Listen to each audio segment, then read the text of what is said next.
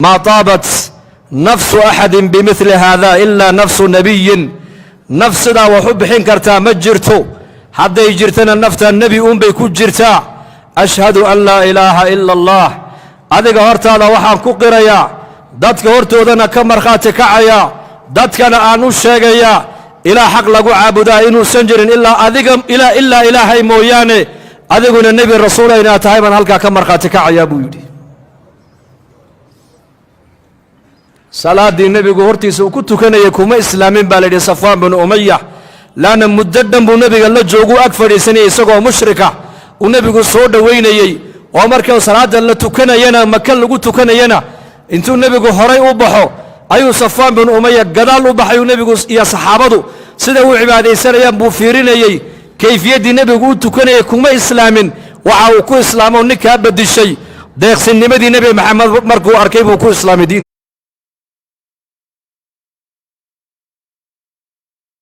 النبي عليه الصلاة والسلام لقد كان لكم في رسول الله أسوة حسنة وفلي قفك إلهي إلا كل كيس الرجينية آخرين كو حساب تميا عدا نلش هذا معلم هذا قد سوى نبي محمد عليه الصلاة والسلام هذه نبي محمد عد إساق آنا نهين أتقض يتا نلش هذا قد كردي أقو مدينة المنور نبي يمدي wuxuu arkay yahuudi magaalada madiina kula noolayd oo caashuura soomaysa markaa buu nabigu ku yiri maalinkan ay soomayaan waa maxay waa maalinkii ilaahay nabi Muuse calayhi salaam uu badbaadiyay ee fircoon markaa buu nabigu saxaabadiisii ku yiri anaga nabi Muuse uga xaq leh sooma buu rasuulku yiri waa tobanka caashuura weeyaan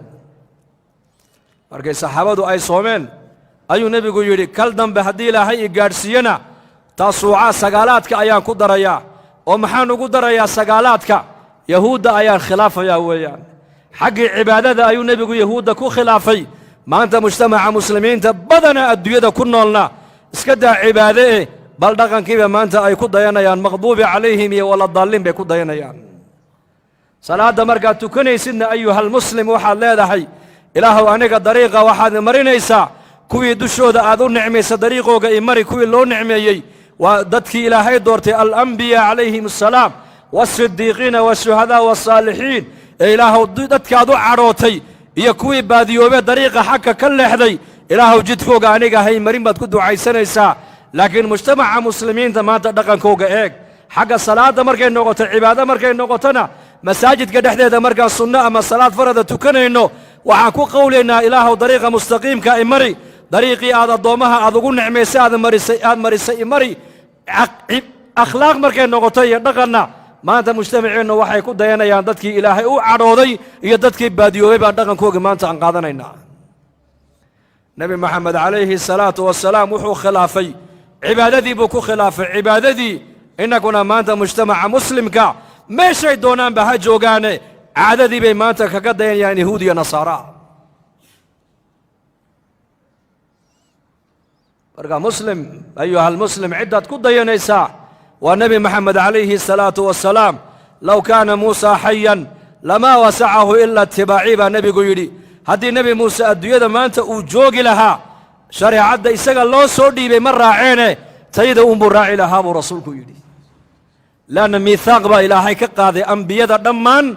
جميع الأنبياء نبي كستول الله صدري رسالة مرك الله صدي بايو وحبلا لقى قاضي أدور رسالة دا هايستا هدي نبي محمد أدونك أوي مادو إن هذا السجر رومين ودراعي بلن إيقاد با إلهي يدي مرقاس النبي والبا إلهي هرتي وكمر قاضي وكمر خاتك عي هدي إساقو أدونك جوغا نبي محمد أوي مادو شريعة اللي مادو إسلامك إنو نبي والبا نبي محمد راعيو وابلا النبي والبا إلهي والله قالوا كقاضي ويان نبي يدي أي بلن قاضين إني راعيان أي إلهي هرتي كبلن قادين إني كود ينيان أي إنك أنا إلهي نوقد إمام إلهي نوقد قدوة إنا كود ينو فلذلك نتعلم وأين برنا نولش نبينا عليه الصلاة والسلام دول قاد كيسو سيدابوها سيدين نبينا نمد وقود دول قادنا أي حق الدراسة ده مركز نقطة التعليم مساجد كيسيبو نين عربية عوردي سينتو الله صوب حيبو كو كاذيي صحابته نينكي ويكو ياعين ولكن نبي وكرد عليه الصلاة والسلام وحيري دعوه ورداية بوري ورداية داية كان إذا هكو كلا جوجنين بوري داية هلقو كوك هذه أرض إنكو بيك بدن كشوبة بو النبي يقول كشوبة مساجد كنا بتاح بوسكاها جقع السقيم النبي يقول يا رنكي آدابتي مسكيتكو وشاقي هي كينا أوت الماما وحو كيري أرض ميشو كوك هذه بيك بدن كشوبة فإنما بعثتم ميسرين ولم تبعثوا معصرين بو النبي يقول إن هذا مدى حق أود برسان باليني كانه إن هذا مدى حق أتكو أتكيسان مركا أدو قد بينيسان adduunyada laynima keenin buu rasuulku yidhi isageena uu yeedho wuxuu sheegay masaajidku ahamiyadda uu leeyahay waa meel loo dhisay ilaahay lagu caabudo in salaada lagu tukado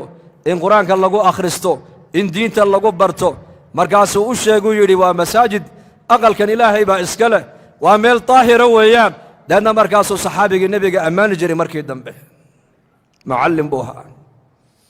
kayfiyadaasuu nabigu ummadda wax u baraayay sallallahu alayhi wasallam خطبة منبر قاسقو خطبتين يا لين عربي استحتاج دحدي أو يري رجل غريب بانهي جاء يسأل عن دينه لا يدري ما دينه نين غريب أيانه دين الإسلام كعصب أو يمد دين دي الإسلام كإنه وحكا ويديو خطبة دي نبي خطبة دي جمعة انتو نبي جوجي أيو كدا دعونك هل جيبوا وقلت جاي كرسي جيب الله طبق هذا النبي عليه الصلاة والسلام مسألة اللي مسألة دور بإنه نبي ويدي مركو ويدي وقدام ما يستري أيو نبي صون نقدو خطبة دي نبي قدام ما يستري ومعلم هذا معلم تهينا مثل كاقوا النبي محمد عليه الصلاة والسلام مثل الأعلى عدة قضينا يسوى النبي محمد عليه الصلاة والسلام حداد قائد أمداد آتهينا وفير صدقات كنبي محمد عليه الصلاة والسلام نرير باديو أعرابية أي النبي جنو صحابة دي سهريرها كالسعودان قدال انتو كجي مدي أيو عمامة دي نبي قوي نبي هنقولي كقبتي مركز وليبه هذا الأذى كويري حولها إلهي أكت هذا أودجي أدقنا ملهد أوجا عبد المطلب نم مله نصيب كيري انتو نبي قصليب كويري سي بولا بقولها لا دوجي لا يسجن إلا سي حاكم هذا عد كت أمت ثلاثة دعاد هيس أما مجال حكم أما وطن حكم أما تولو حكم أما تلرر هاي عدك أتقضى سوى نبي محمد ومثل الأعلى دينا والبا وحاو نبي بشريات دوي هاي مثالك أسرية لقود دينا إن أتقضى بالليبان تمو ياني قد بخسار ميسيد أبدا أبدا لماذا؟ لأن إلهي بايدي وإن تطيعوه تهتدوا هذا النبي محمد أدرى عذان وتقضى يتان وأذهن انتين با إلهي تبارك وتعالى صحابته نكا إني قعن ولا تجان بيكو هميين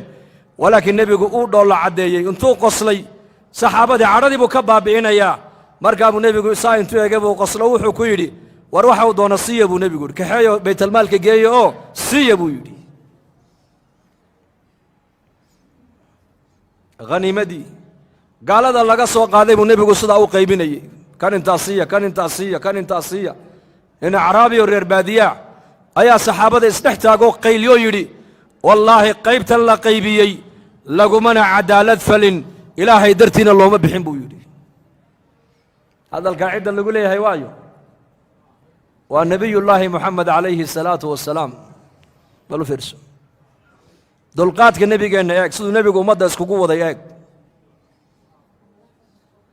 قسمدا لقيبي لقمنا عدالة سمينين إلهي درتنا لو قمت جيدو هذا الكانين كان يقول يا ماها شخص كلا والنبي محمد مرقى عبد الله بن مسعود رضي الله عنه أيا مغلاي مرقى سنبي أوتق عليه الصلاة والسلام مرقى أبو نبي أوشاقي مرقى بوجه النبي أيا مركب الدور صبوس بدلي مرقى سنبي يري هذا إلهي نبي محمد عدالته حقه ذا كيما أيا كلو عدالة سمين بو نبي يري سوى قبطو أنك حير النبي مؤرن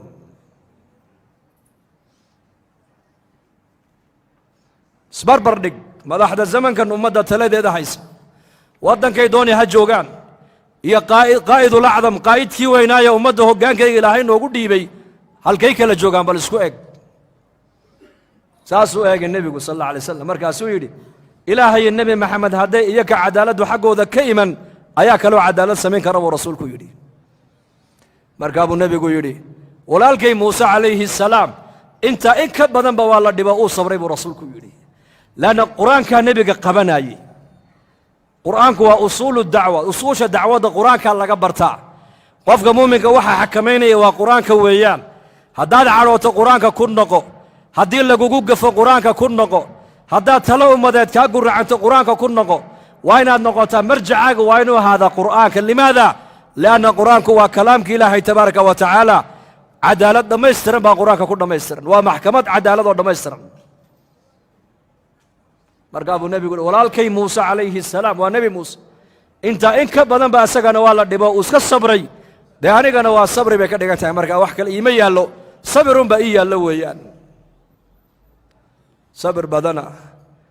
dulqaad badana nebigeennu calayhi salaatu wasalaam dulqaad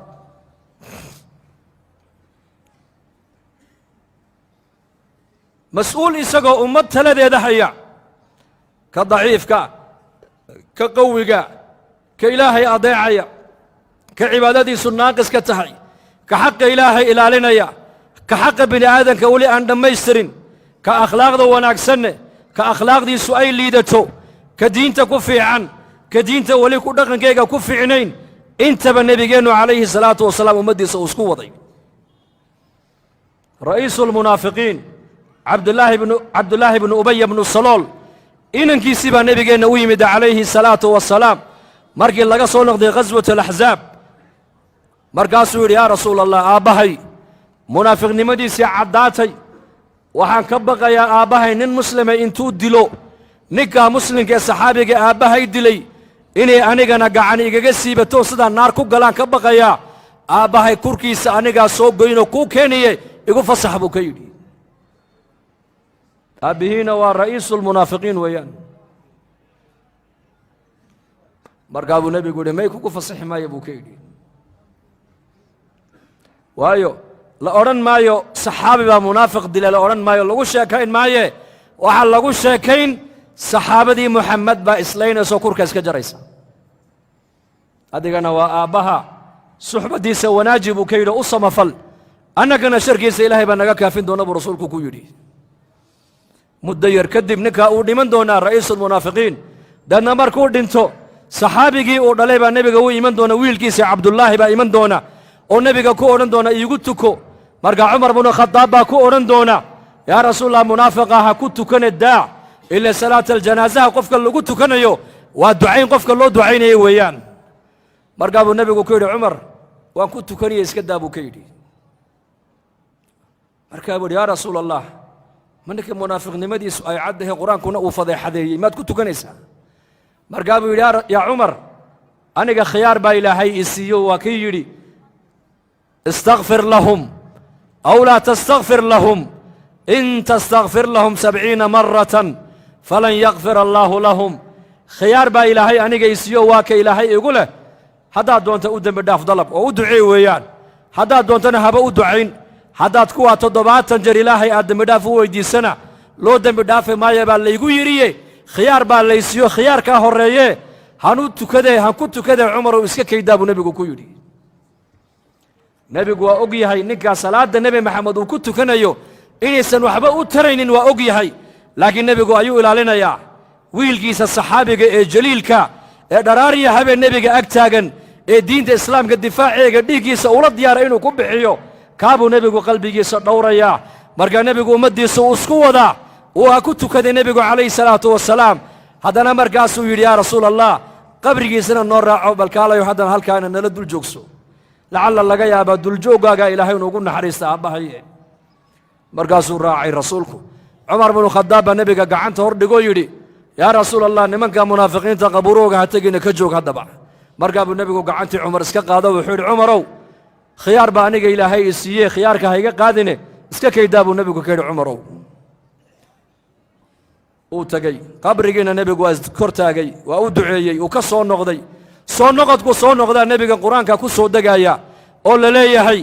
walaa tusalli calaa axadin minhum maata abadan walaa taqum calaa qabrihi innahum kafaruu billaahi wa birasuulihi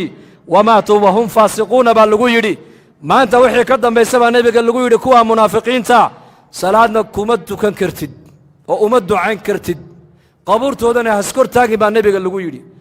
aayaadka qur'aankee soo degay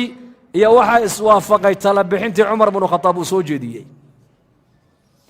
maalinka intii ka dambaysay baa la yidhi cumar binu khadaab marka talada uu nebigu saxaabada uu shuurada uu tala gelinayo talada cumar binu khadaab uu dhiibtaa nebigu si gaaruu iskaga eegi jiray baa la yidhi limaada imaam suyuuti raximahullah kitaabu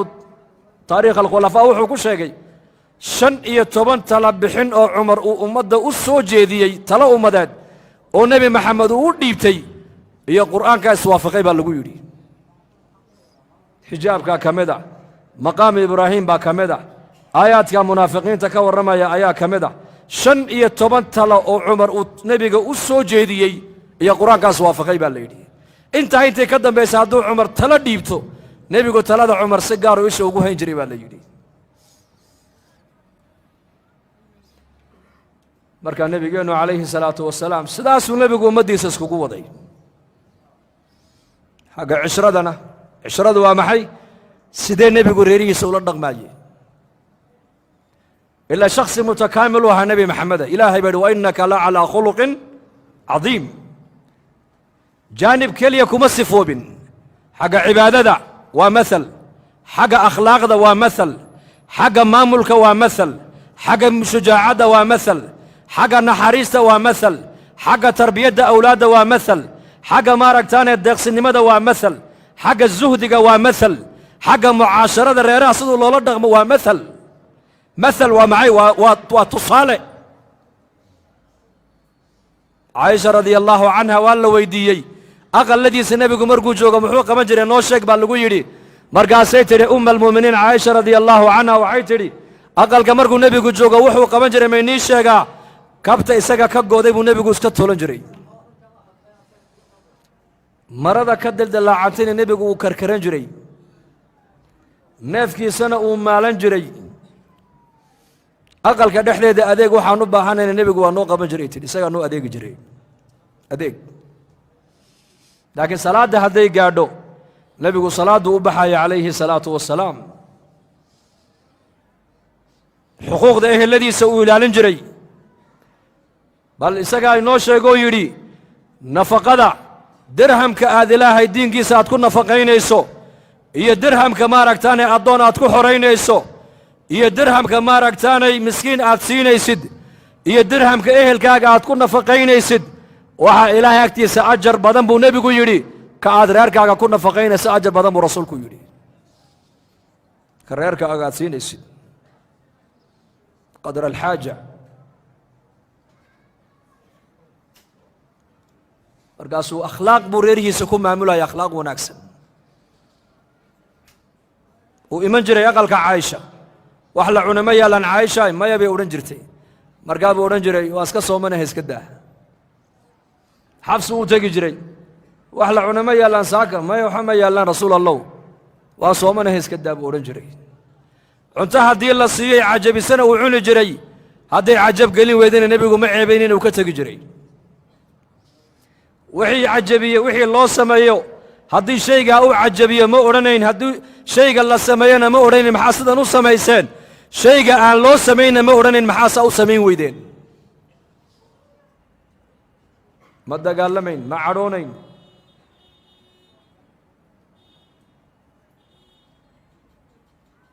hal mar bay dumarkiisu nebiga ay intay isku yimaadeen yidhaahdeen muu nebigu biilna siiyo masaariif waatan dowladda islaamku dhaqaalo yeelatee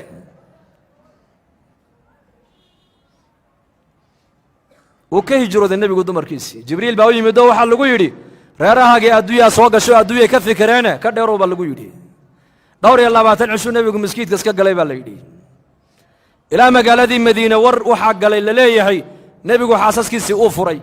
cumar baa socday inantiisii xafsu u tegey aabba nebigu muu ku fura maya nama furin maxaad samayseen wallaahi waxaan samaynoo dembi weyn annagu ma garanayne waan isku imanoo waxaan soo hadal qaadnoo nidhi waatan dowladda islaamku dhaqaalo yeelatee muu nebigu masaariif inoo qor haddee toole masaariifii robiila abubakar baa socday inantiisii caaisha u tegey maa lagu furay maylayma furin aabbo maxaa dhacay nebigu nigay jiroodaan maqallee waxay tidhi nebi allow aabbo dembi kale ma samayne waxaan isnidhi keliya haddaan haweenkii nebiga nahay dowladdii islaamku waata dhaqaalo yeelatee xoogaha masaarifa nebigu meel haynii saaro ma intaasunba haa waa intaa deedna markaasaa nebiga aayadahan ku yaalla suurat alaxzaab aayaatu takhyiir ee kala doorashada ee la leeyahay nebi maxamed ilaahay iyo rasuulkiisa iyo daarta aakhiro dhinaca iyo adduunyadiiyo ziinadeeda oo dhinaca kala doorta aayadaha ka warramaya kala doorashada kala doorbidashada ayaa marka nebigeenna ku soo degay calayhi salaatu wasalaam waxau nebigu ka bilaabay xaasaskiisa tii ugu jeclaa buu nebigu ka bilaabay waa tuma umma almu'miniin caaisha radia allaahu canha taasuu nebigu reerihiisa ugu jeclaa camar binu caas baa weydiiyey nebiga su-aashaas camar binu caas baa saxaabada ku odhan jiray saxaabada nebi maxamed anuu iigu jecel yahay ku salliya rasuulka sala allahu alayh wasalam markaasaa lagu uhi war ka daa may anuu iigu jecel yahay war ka daa may waan weydiin salaaddii markii laga baxay buu camar istaagay wuxu uhi yaa rasuula allah dadka ayaad ugu jeceshahay ii sheeg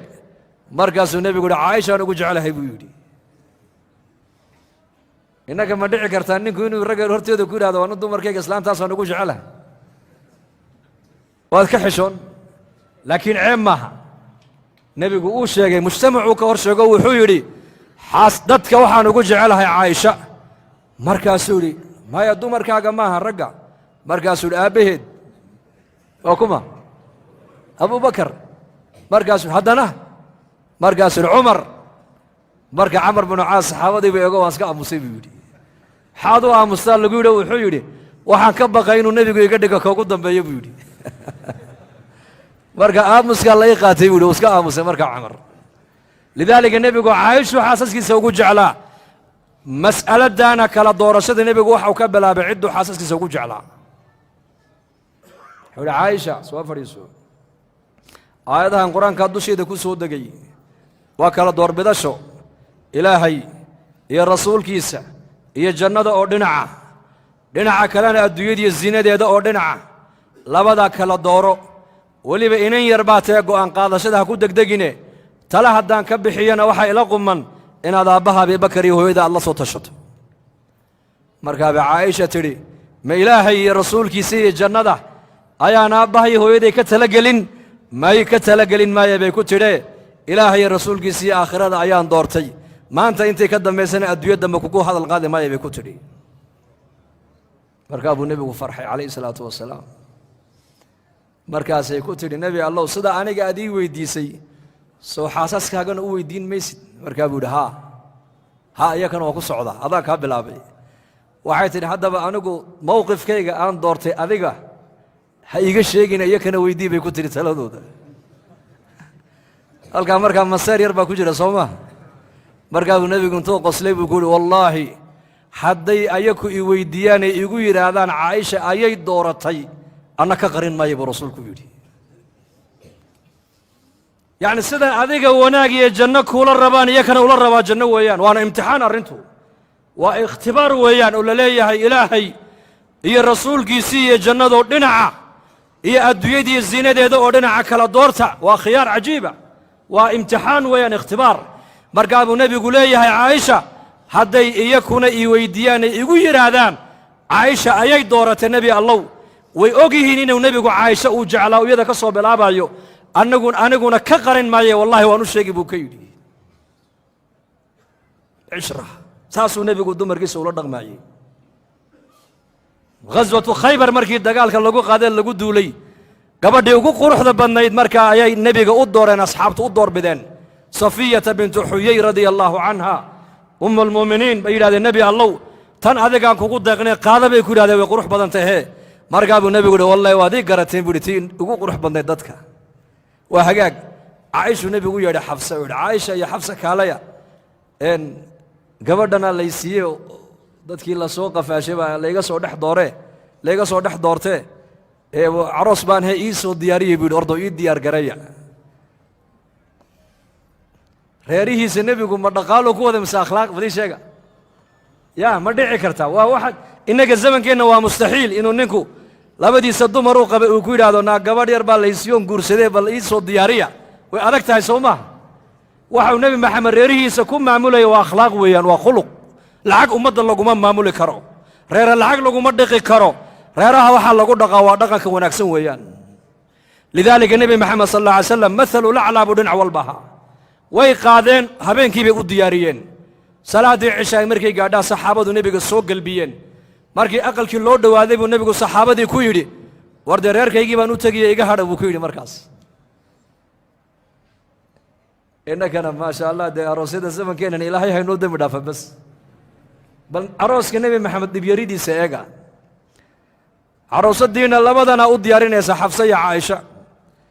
isagiina salaaddii cishaay markuu saxaabada soo tujiyey hareeraha ka soo mareen. aqalka markuu u soo dhowaadayna iyakiibuu la kaftamo wuxuu ku yidhi, war dee caroos baanay reerkaygii baan u tegiyey dee maxaad iga daba qabanaysaa iga hadha buu yidhi. deedna markaasay qoslayna xishooda inay ka hadheen.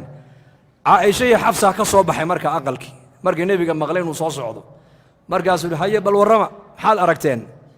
caaishaa tidhi dee maxaan aragnay, yahuudiyad baan aragnay, oroda u teg bay ku yidhahdeen. way qurux badnayd baa la yidhi, way ka wada qurux badnayd. marka weliba xafsaa hadalla adag ku sii hadashay.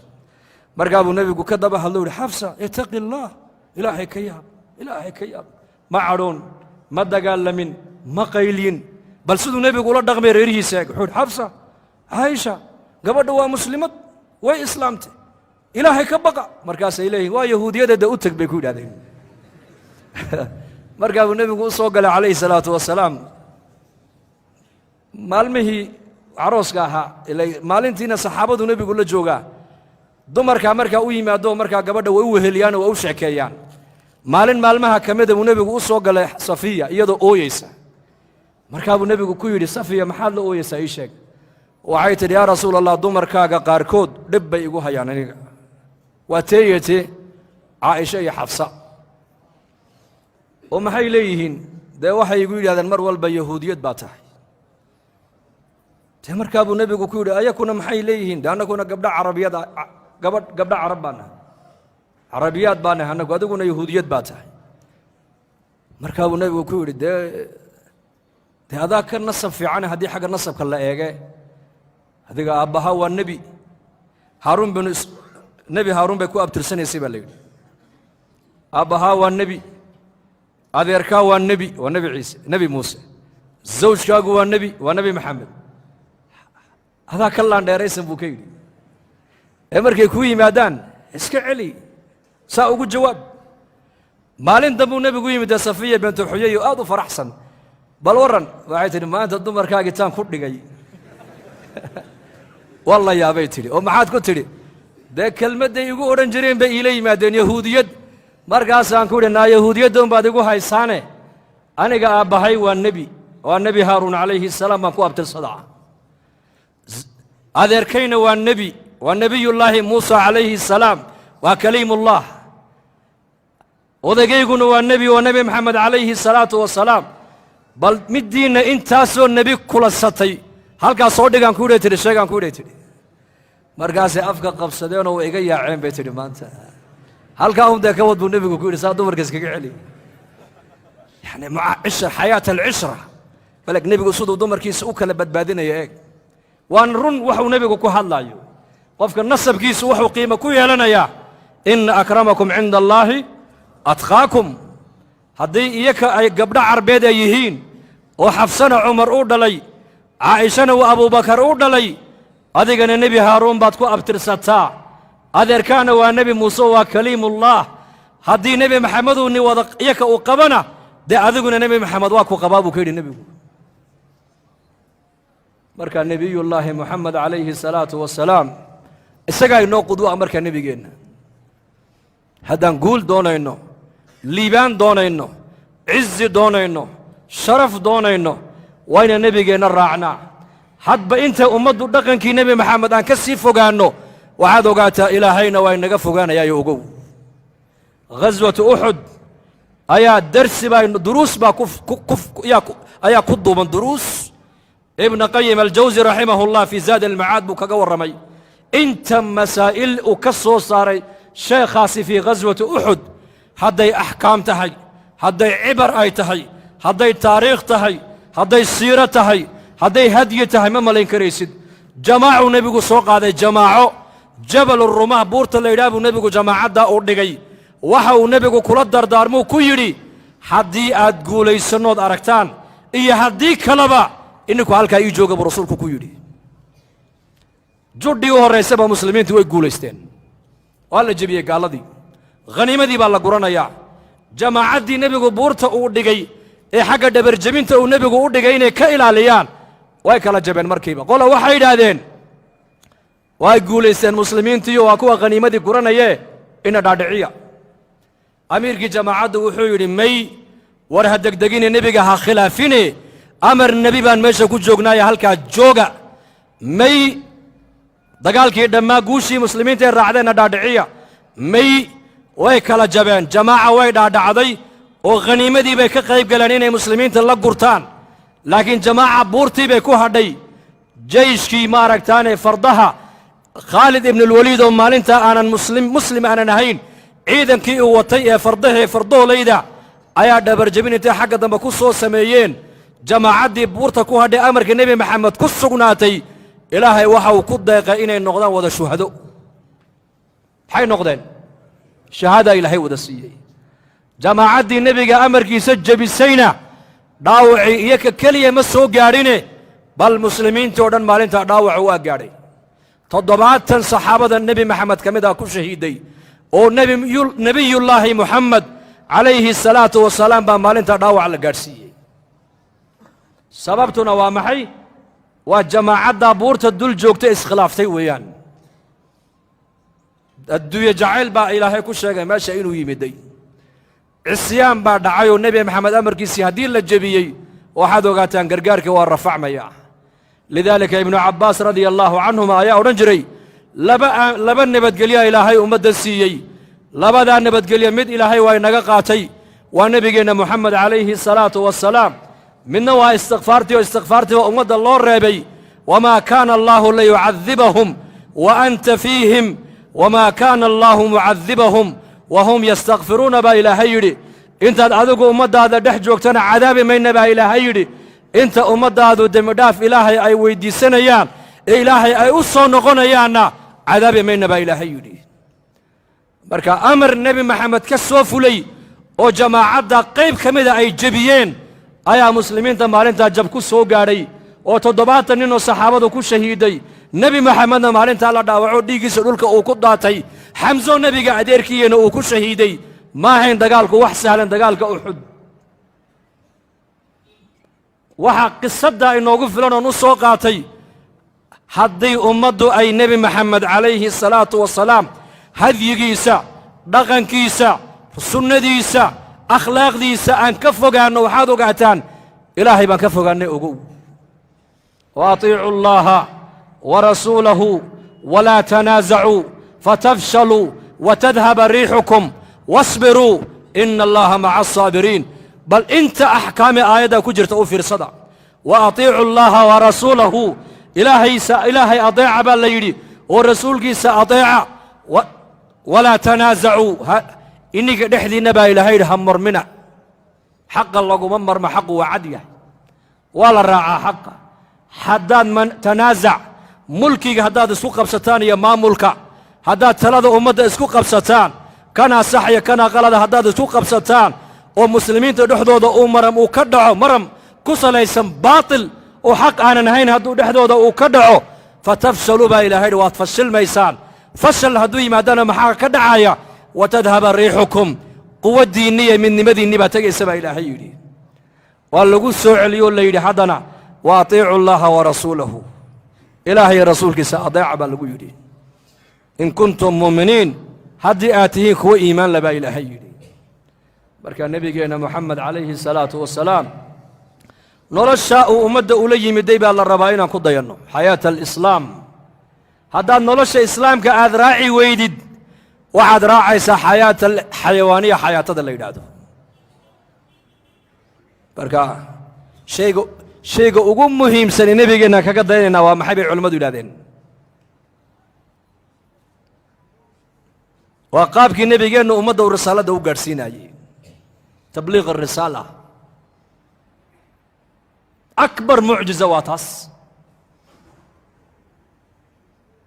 sidee nebigu ummadda u tarbiyadeeyey sidee buu nebigu ummadda risaaladda u gaadhsiiyey kayfiyadday nebi maxamed oo ummadda risaaladda ku gaadhsiiyey kayfiyaddee bay ahayd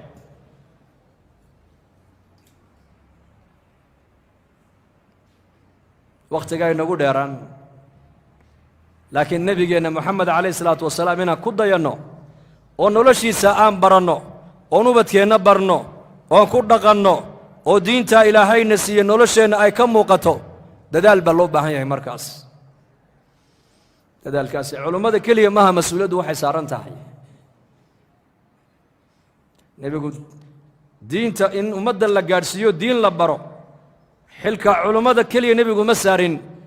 muslim kasta xilka nebigu uu ku wareejiyo uu saaray balliquu cannii walow aaya balliquu amar cannii waa tashriif iyo takriim walow aaya waa takhfiif laguu khafiifiyey laguu fudaydiyey risaaladii de insha allah dhahada inaan dadaalka diinta u wada kacno oo hadyigii nebigeenna aan raacno ku dayanno ma wada niyooteen insha allah dhahada insha allah dhahada si fiican u taaga gacanta allah ina aqbalo dembigeenna allah ha dhaaf saad noo soo dhoweyseen allah nii soo dhoweeye masaajidku waa masaajidkeennii xaafaddu waa xaafadeennii magaaladu waa wada magaaladeennii aniguna wadaad musaafir oo qariiba mahiye waa iska baan iska ahay ma og tahay dhulku waa dhulkeennii dadku waa dadkeennii dalku waa dalkeennii amnigana allah inoo adkeeyo wixii diinteenna iyo dalkeenna iyo dadkeenna u danana madaxdeenna allah garansiiyo innakana insha allah dadaalka diinta han guddoonno oo nimankiina ganacsatadaee suuqa jooga dee tijaaraddaada haddaad wakhti ku bixin iyadu ma iswadi dukaan baan furtay wakhtina ku bixin maayo ha ii xidhnaado intay badeecaddii oo dhan ay dhex taallo ma iswadaya isagu diintan tijaarad weeyaan ilaahayna siiyo badeecad ilaahay wuxuuna siiyey caalamkao dhan u baahan yahay marka badeecaddaas inaan wakhti ku bixinaan u baahannahay markaas habeenka jimcahana markaska ka soo qayb gala insha allahna sheekha inoo khatimi doona insha allah allah ina barakeeyo jazaaka allahu khayran